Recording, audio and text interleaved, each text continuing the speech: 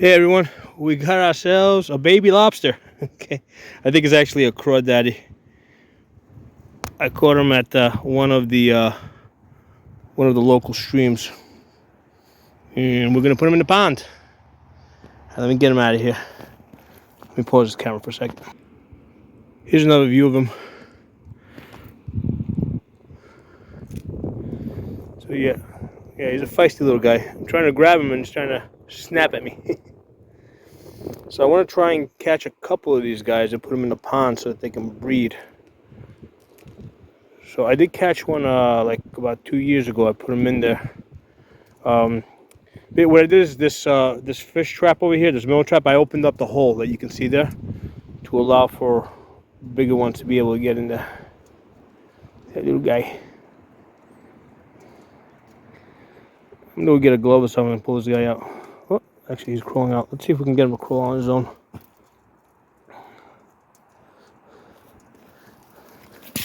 right, little guy, let's go. Out you go.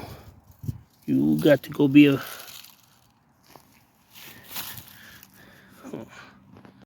Here we go. I got him out. I managed to grab him from the backside. There's a little piece of cat food that's stuck under his tail.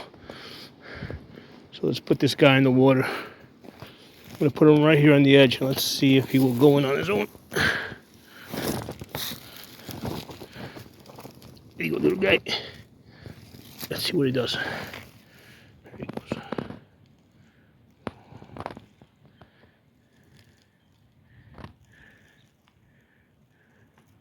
There he goes.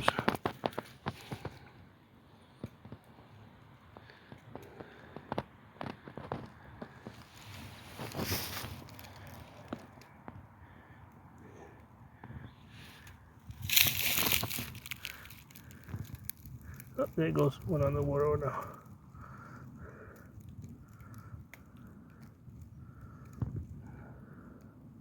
So he definitely likes the water.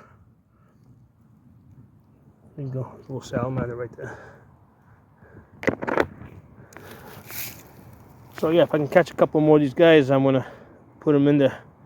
So the water's about 62 degrees today, and the fish are starting to get a little bit more active. It's been 62, 65 degrees the last couple of days. Last time, just a couple of weeks ago, this thing was like frozen over. So one of the things that I've done, and I've seen that the fish really like, is I've put a lot of these barks, like tree barks, like from dead trees. I've stripped them off, and I put them in the pond. And the goldfish really like it. I've noticed that they like sitting underneath them. It makes them feel safe. Basically the fish want coverage. There you go. There's a goldfish right there. There he goes. There's a nice one right there. Swimming away. So they love the tree barks. So if you got a pond, it's a good idea for you. Just throw some tree barks. I put the branches around here, the edge. That's to keep the herons out. Because last year I had a heron that was coming around and going in there and eating the fish. These branches here along the edge, basically they trip up their legs and they don't want to have to walk through that. So that's how you keep the herons out. So all natural, doesn't cost anything. You just pick up the branches.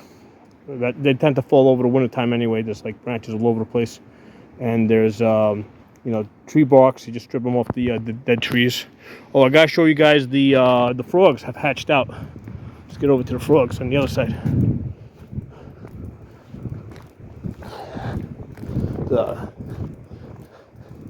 On this side over here, they like to cover on this side, so I got some tree branches that fell off. But over here, if you look over here, those are like the egg sacs. And if you look on the egg sacs, you're gonna see like these tiny little black things. Those tiny little black things that you see, those are the tadpoles, like tiny little tadpoles that have just hatched. Now this thing, I think these were laid like March 20th, so like more than a month. Normally it takes just a couple of days for these things to hatch out, but it depends on the weather, because like back in March, around March 20th, we had like 1 or 2 days of warmer weather. It was like about 60 degrees in the water, and then it got cold after that, so the water temperature dropped back down into the 40s. So that prevented that basically slowed down the development of the frog eggs. But now it's like we've had a couple of days where it's been like about 7 degrees. The water's been about 6 degrees, and all of a sudden I see the little black tadpoles sitting on top of the egg sacs, feeding. So last year, what happened was because right now it's like towards the end of April. I think it's like, I don't know, April 18 or something. Last year in May, I dug out this pond.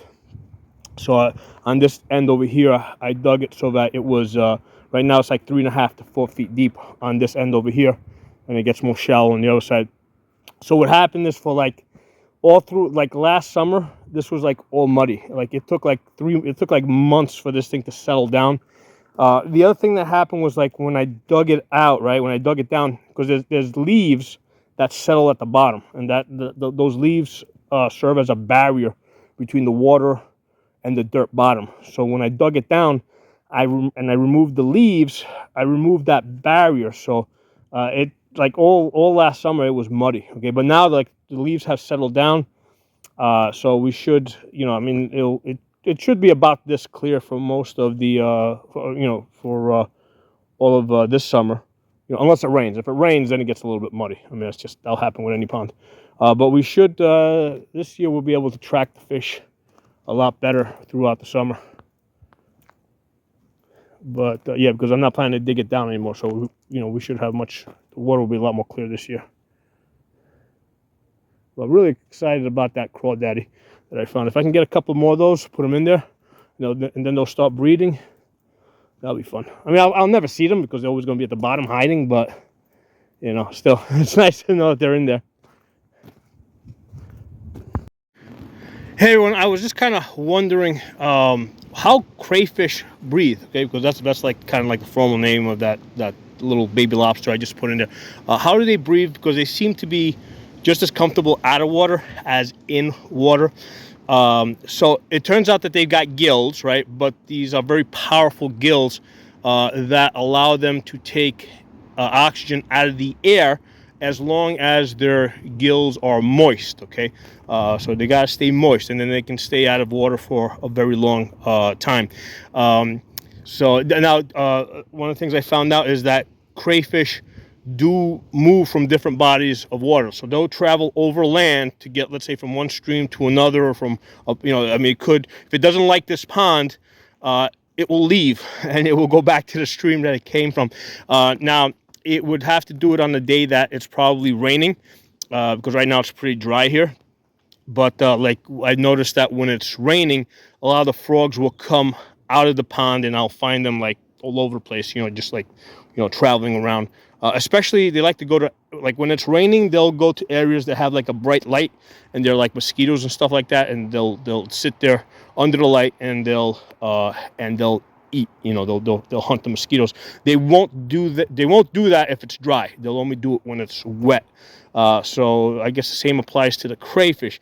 If it's wet and rainy, and their gills can stay moist, they will, and it doesn't like this pond, it will leave. Okay, so that's interesting. The other interesting thing I found out a few days ago is with goldfish, right?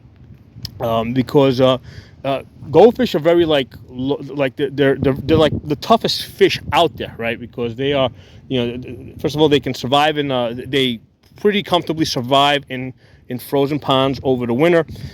If they don't have that, basically they slow down their body functions and enter a state of torpor, okay, where they use up less oxygen. They don't eat throughout the winter.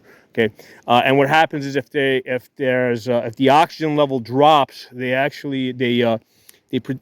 turn their waste products into alcohol, and then the goldfish body allows them to break down the alcohol and strip off the oxygen and live off of that. All right, so they can do that for a short period of time, probably a month or two.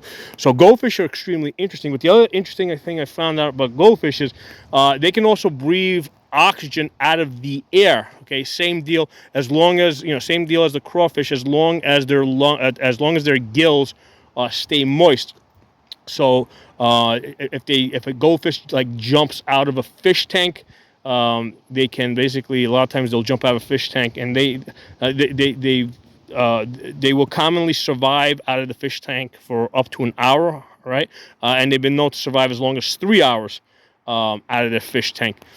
In the pond, let's say if the oxygen level drops very low, I've only seen this once. They'll come to the top, right, and they'll basically poke their mouths out of the water, and they'll breathe in air out of the air, right? They'll bring in oxygen out of the air, and then pass it through their gills, which remain underwater and remain moist. Okay, so that's really interesting stuff.